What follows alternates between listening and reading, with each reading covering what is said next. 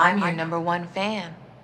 Everybody wants to be famous until the crazies come out. So to celebrate the 5-year anniversary of my first death threat, here's Misery. Heavens to Betsy!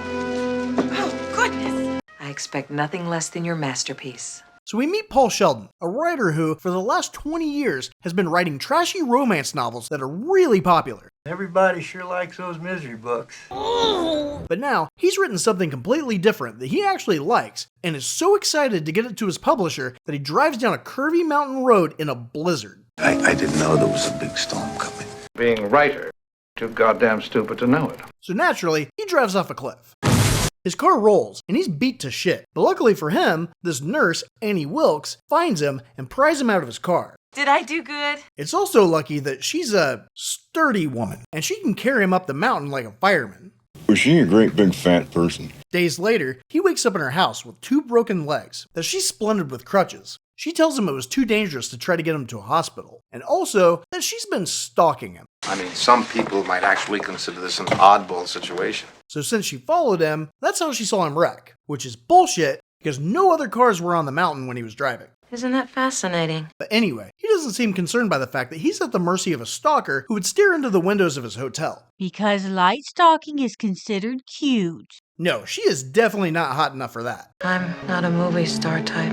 Does she look like the fuck of the decade or what? He's probably not worried because she's been really nice to him, seems harmless, and of course, the whole saving his life thing. Plus he's on painkillers, so that's fun. She asked to read his manuscript that she also saved from the wreck, and he says that his policy has always been that anyone who saves him from freezing to death can read his unpublished work. And she's like, who, me? Sometimes my thinking is a little muddy. He's already told her that it's not part of the steamy Misery series, so she shouldn't expect any talks about women taking engorged man cucumbers. It was a bratwurst. Aren't we the optimist? But then tells her that he doesn't know what this book, that he was so proud of that he risked life and limb to get it to his publisher, is even about. I might just have something I want on my tombstone. He also asked her to come up with a title, and this chick, who carried a man up a steep mountain slope, then did impromptu home care on his 2 broken legs, acts like this would be the hardest thing ever. What did she know, big dummy? He really wants to let his daughter and his agent know he's okay, but she tells him that she can't call for help since the phone lines in the area are still down. We then see that's a bunch of crap since Paul's agent calls the local sheriff, Buster, and she tells him that she's a literary agent looking for a client, Paul Sheldon. So Buster uses his detective skills to realize that she's talking about Paul Sheldon, the writer, who he knows has been coming to the area for decades to write his books. Some detective. Then she tells him that she hasn't heard from Paul in over a week, and that's when Buster realizes that the day he checked out was the day the blizzard started. So he goes to the hotel, where the manager tells him that Paul was a great guest that never caused any problems, and that he ordered the same bottle of champagne that he did every time he checked out. Dom Perignon. He drinks a bottle of champagne right before he drives down a mountain? Now don't worry, I was driving before you were itching your daddy's pants. Yeah, like that's not bad enough. But it didn't even occur to the guy to warn his guest that his drunk ass would be driving into a blizzard. And Buster doesn't think anything of this either. But hell, it was the 1900s and people drove drunk all the time. You're drunk. Goddamn right I'm drunk. So are you.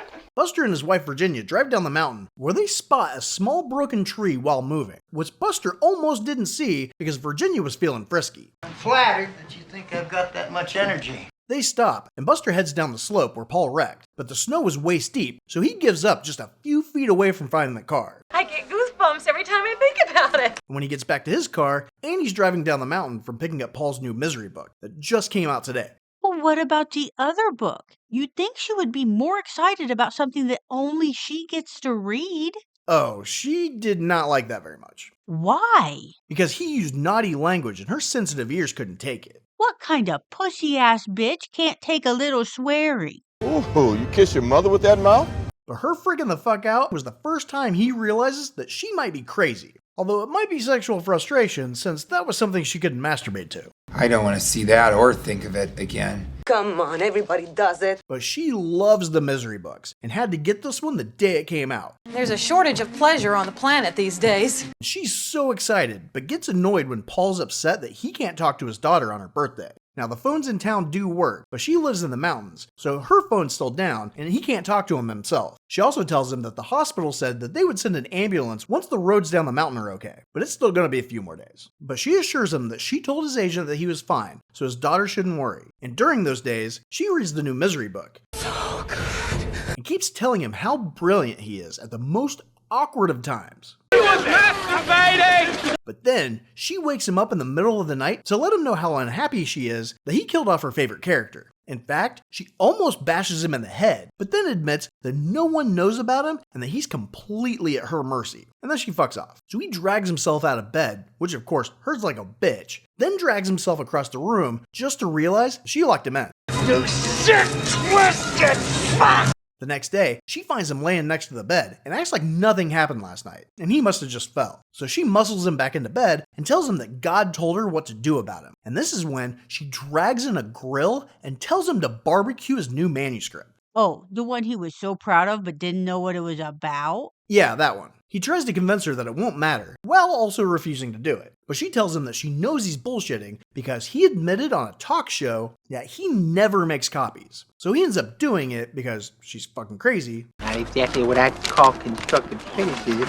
She also wants him to start writing a new Misery novel that will bring her favorite character back to life. So she sets up a table with a typewriter. He's annoyed, but the one good thing is, now he gets to use a wheelchair. So when she gives him the paper, he tells her that she got the wrong kind and shows her that it's crap. So even though she knows his process and respects his genius, she freaks the fuck out on how picky he is and goes back to town to get more paper. Why would he piss off the crazy lady? Shut up! You don't know when a crazy person is gonna get crazy. He was just trying to make her part of the process, but it worked out in his favor that she left, and now he can try to call for help. And it also just so happens that she lost a hairpin while freaking out, so he's able to use that to pick the lock. He finds out that she not only had her inside doors to lock someone in, but also her front door has a deadbolt that needs a key from the inside. When are we going to develop a sense of trust? Her phone's also decorative, but she does have an enormous stash of medicine in the closet. So he takes a packet of pain pills and then moves into the kitchen where he has to drag himself out of the wheelchair and across the floor, only to find out he can't get out that way either. Face it, you're screwed. But then he hears her car and has to drag himself back to the wheelchair, get in, rush to his room, relock the door with a hairpin, and pretend nothing happened. But he's really sweaty when she comes in, so he tells her that he needs his pain pills, to which she gets him some and apologizes for yelling at him. Who am I to make a criticism to someone like you? Like I could do that. Meanwhile, Buster's been working with the state police to search for Paul's car. They're going all over the area, even though Buster suspected he knew where the accident happened weeks ago. But they eventually fly over the spot and find his car. The Stadies are like, well, he's dead. We'll find his body eventually, probably half-eaten in the woods. The compassion's overwhelming. But Buster thinks that's bullshit, because you can clearly see pry marks on the car door, but doesn't bother to say anything to the Stadies, who either didn't bother to look at the car, or were too stupid to realize that somebody got in from the outside. He didn't get out of the cock-a-doodie car! Back at Annie's, Paul starts writing the new Misery book. Annie's not impressed, and she gives an impassioned speech about how writers need to be consistent when writing a series, and that since he had a character buried at the end of the last book, she can't just be okay without any explanation. Hello, brother. And I have to admit, I agree with the crazy bitch on this one. Great minds think alike. But it's not like he wanted to bring her back to life. The crazy bitch is making him. That's no excuse for a plot hole. They are unforgivable. But she also admits that she's the type of person who stands up in the theater and yells at the screen when there's something that happens that she doesn't like. She should burn in hell. True, but you really can't expect better manners from somebody when you find out she grew up in Bakersfield. You will never find the more wretched hive of scum and villainy. Anyway, he rewrites it, and she gets super happy, especially since he wrote her into the book. So he asks her to have dinner with him, where he pulls a sneaky. He has her go get candles, and he takes all the painkillers he stashed and dumps them into her wine while she's out of the room. But as they toast, she knocks her glass over, and all that stashing and lying there in pain was for shit. You gotta be fucking kidding. Of course, if he had just grabbed another packet, he could try again later. But he didn't, so he keeps writing, and she keeps telling him it's the best thing ever. It's divine. Until she comes into his room at night and admits that she's in love with him, and that she's scared of him leaving her. Then she shows him a gun and fucks off. Catch this. Mwah! So knowing the crazy bitch will eventually kill him, Paul sneaks out again, steals a knife, and stashes it in a sling. He also sees Annie's scrapbook with stories about her father's death, deaths of babies in the hospital she worked at, and her trial. The Butcher of Bakersfield! Basically, I'm fucked. So he waits for her to come into his room, planning to stab her as soon as she gets close, but she doesn't come in, so he puts it under the mattress. And when he wakes up, she's standing over him where she drugs him. And the next time he wakes up, he's strapped to the bed, and she has the knife. You have to admit the strong probability that this may be the only chance you will ever have in your entire life to have sex. I'm gonna put on my Liberace records. She tells him that she knows about both times he went out, because he bumped into a table, and now our penguin wasn't facing south. But all the animals on the table were facing south, so why didn't he make it face the same direction as the rest of them? Did he think it was giving the rest of them a speech or some shit? It doesn't matter. It matters. Anyway, she needs him to accept the fact that he's staying there, so she takes a sledgehammer and bashes in both of his ankles. I always thought it'd be my ex-wife did that. Oh, you're such a crybaby. So since time is of the essence finding this guy, Buster decides that the best way to find a guy that was pried out of a car on a mountain is to read his books. Why didn't we think of this before? Oh, because it's laughable? He writes down a passage in one of the books that he really likes. Then one day, he sees Annie yelling at another driver in town and decides to look into her. He finds out all this stuff about her killing babies and thinks it's weird that she used the exact same quote he happened to write down at her trial. I'm his #1 fan. He thinks the quote is weirder than killing babies? Yeah, pretty much. Nothing odd about that. He asks the owner of the general store about the things Annie buys, and he tells him about the typing paper. So he decides to check it out, but gives the owner the impression that it was a dead end. Annie sees his car as he's driving up a road, so she has to drug Paul and haul him down to the basement before he can get to the house. I guess you don't get bothered by neighbors much. She lets him look around where nothing looks off, but when he says he needs to go, she demands that he stays for Coco. That is definitely gonna be poison. Yeah, and he figures that too, so he goes to leave, but then he hears Paul thumping around when he gets outside. But she drugged him. I mean, I guess he wasn't drugged that much. But he goes back inside and finds Paul in the basement, so Annie shoots him with a shotgun, and he dies. See what you made me do? She tells Paul that she has to kill them both now, but he convinces her that he can finish the book that night before anybody comes looking for Buster. Wouldn't his wife know where he is? I don't know where he is. He never tells me anything anymore. He also peppers in that if she kills him before he can finish writing the book, then her favorite character will always be dead. And so will they. So she agrees because the publicity of having the writer die in a murder-suicide as he finishes the book will have even more people reading the book that's going to be dedicated to her. Just a sick world we're living in. Sick people. As if the publishers would leave that part in. I'll be drummed out of the agents union. But she's still irritated that somebody came to rescue him, so she just leaves the wheelchair at the top of the stairs, so he's gonna have to crawl his way up, which is actually a good thing, since if she had hauled him up, she would have noticed the lighter fluid he shoved up his ass. Comfy? She tells him she'll have all the things he needs for his I just finished a book ceremony, and gets it ready while he writes the last chapter. She's just dying to find out who Misery ends up with, because these two guys are fighting over her. But since the book's supposedly taking place in the 1800s, and she died in childbirth in the last story, she should really be seen as a real slut. You little tramp. How could you do this to me? But anyway, Annie brings Paul his match, cigarette, and champagne. She also brings her gun with 2 bullets. That's very sweet of you. Paul says he wants her to have a glass too, so she runs to get it. And that's when he takes his manuscript, drops it on the floor, and douses it in lighter fluid, and waits for her to come back. You want me to burn my book?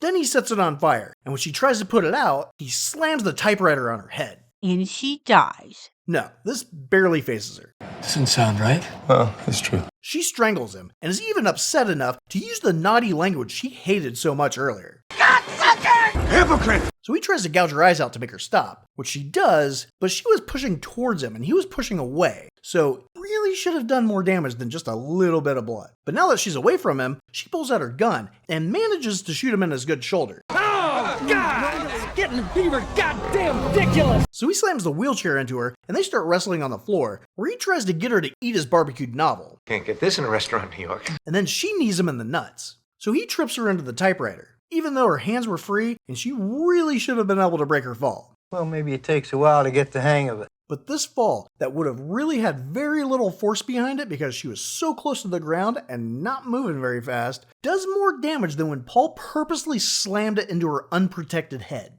It sounds even stupider when you say it. He thinks she's dead and crawls out of the room, but she was just knocked the fuck out and jumps on his back. I've always been a quick eater. So they fight again, and Paul manages to get her pig statue and hit her in the head with it, and she dies. Oh, Paul, I'm dying. Is the pig statue heavier than the typewriter? No, she really should have died from the typewriter. It was heavier, she didn't see it coming, he had gravity working with him, and he even worked out his arms to bash her head in. But she said she named the pig Misery, so she essentially ends up getting killed by the two things she loved the most. She just makes me smile so. But he would have already been dead if she hadn't saved him. And what thanks does she get? You go and kill her. What was he supposed to do? Let her kill him out of gratitude since he got to live for a few extra weeks? I mean, wouldn't want to be rude or anything, right? It boils down to respect. Need some help? Any other crucial requirements that need satisfying? There is just one little thing. I know this may be difficult for you, but it's for the best. We're put on this earth to help people. They have no sense of real commitment. Well, you've got a point there. Please, help me help you. It's no big deal. I'll be seeing you. I better go now.